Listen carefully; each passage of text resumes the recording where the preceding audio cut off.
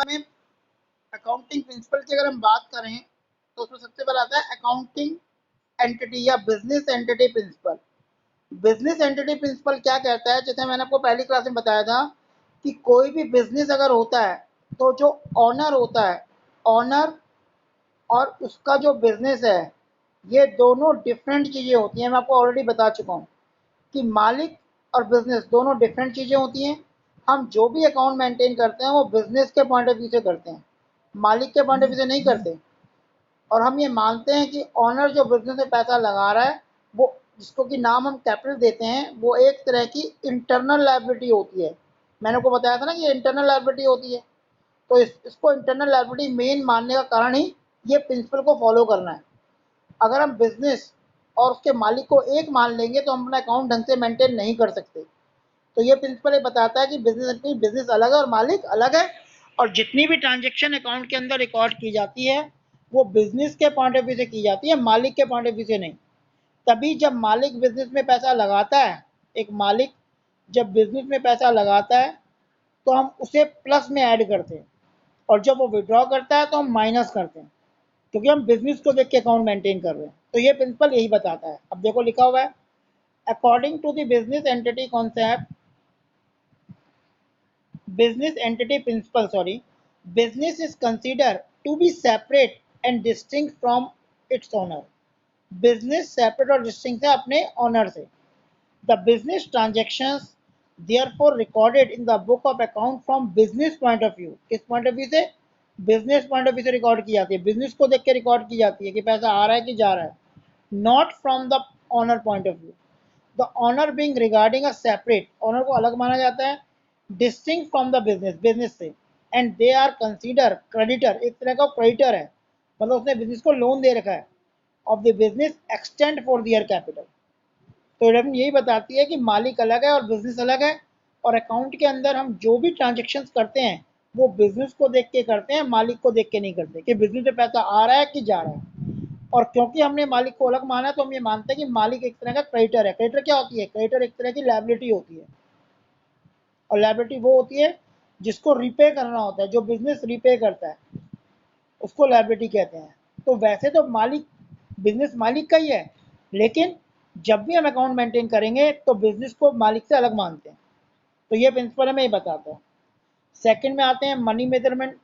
Money measurement principle ये कहता है कि अकाउंट के अंदर हम केवल वही ट्रांजैक्शन या वही ट्रांजैक्शन या वही इवेंट रिकॉर्ड कर सकते हैं जिसको हम मनी टर्म में बता सकते हैं, जिसको हम मनी की टर्म में लिख सकते हैं। अगर ट्रांजैक्शन मनी की टर्म में नहीं लिखी जा सकती तो अकाउंट के अंदर रिकॉर्ड नहीं होगी। अब अकाउंट के अंदर हम क्या रिकॉर्ड करते हैं? बिल्डिंग, प्लांट, मशीनरी, तो ये को रिकॉर्ड करते हैं। बिल्डिंग में 10 मंजिले हैं, प्लांट में इतने टन लोहा लगा हुआ है, हम तो उसे रुपीज़ की फॉर्म में रिकॉर्ड करते हैं। अब जैसे मैंने आपको एग्जांपल बताया था कि अगर मैं कंपनी में एक मैनेजर अपॉइंट करता हूँ तो वो अकाउंट के अंदर नहीं आएगा, लेकिन 1 महीने के बाद जब मैं उसे सैलरी पे करूंगा तो सैलरी अकाउंट के अंदर आएगी, क्योंकि सैलरी को मैं मनी टर्म में दिखा सकता हूँ। अकाउंटेंट को, जब मैनेजर को मैंने अपॉइंट किया तो मनी टर्म में नहीं था, लेकिन जब उसे सैलरी पे करी तो मनी इन्वॉल्व हो गई। तो मनी मेजरमेंट कॉन्सेप्ट ये कहता है कि चाहे कितनी भी इंपॉर्टेंट इन्फॉर्मेशन क्यों नहीं है, अगर वो मनी की टर्म में मेजर की जा सकती है तो अकाउंट के अंदर रिकॉर्ड होगी, वरना नहीं होगी।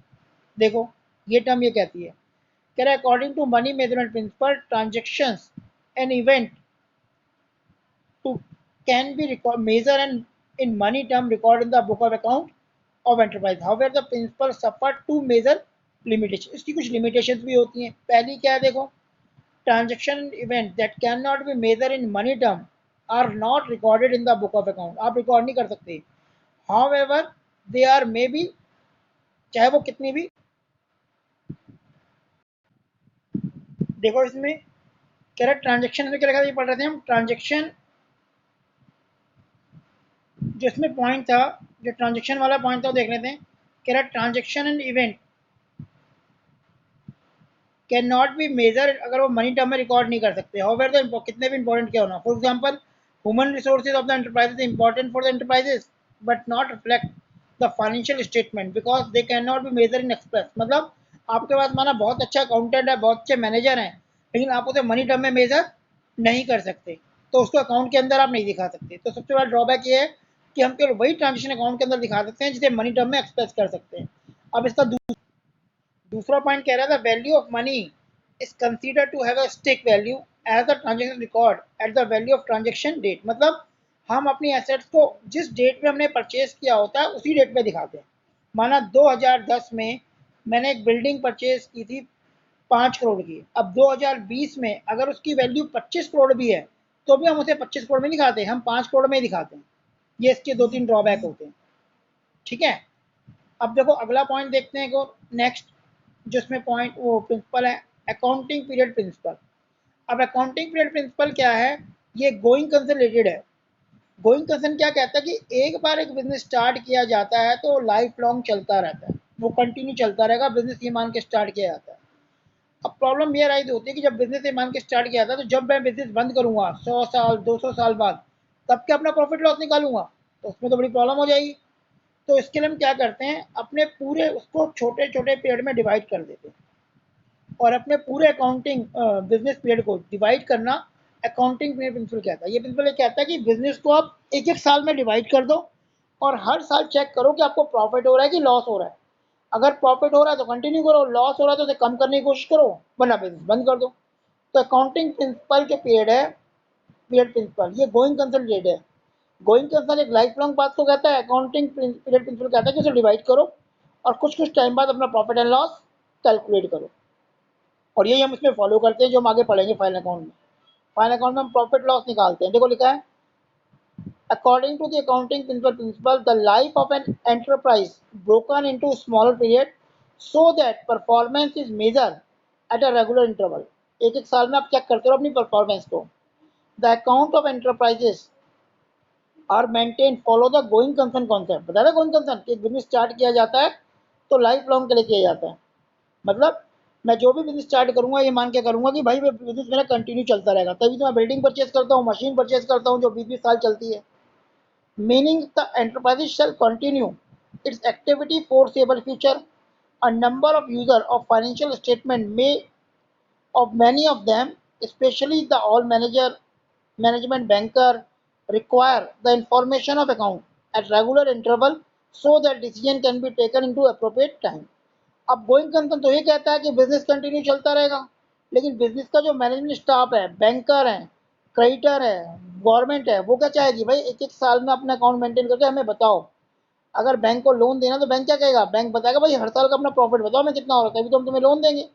गवर्नमेंट को टैक्स लगाना तो गवर्नमेंट ये कहेगी कि 50 साल बाद आप बिजनेस बंद करोगे तब हमें बताना आपको प्रॉफिट हुआ कि लॉस, तब तुम्हें टैक्स देना। तो ऐसा नहीं है। तो इन सबको ध्यान में रखते हुए अकाउंटिंग पीरियड प्रिंसिपल लाया गया कि पूरे बिजनेस की लाइफ को एक एक साल में डिवाइड किया गया, हर साल उसे एवेल्यूएट किया गया, जो हम आगे पढ़ेंगे प्रॉफिट एंड लॉस अकाउंट के थ्रू। अब ये प्रॉफिट लॉस अकाउंट जो बैलेंस शीट बनती है कई इंफॉर्मेशन देती है हमें। किसको, गवर्नमेंट को टैक्स के लिए जरूरी होती है। अगर मुझे बैंक से लोन लेना है तो बैंक की इंफॉर्मेशन देखेगा भाई इसको प्रॉफिट हो रहा है क्यों नहीं हो रहा।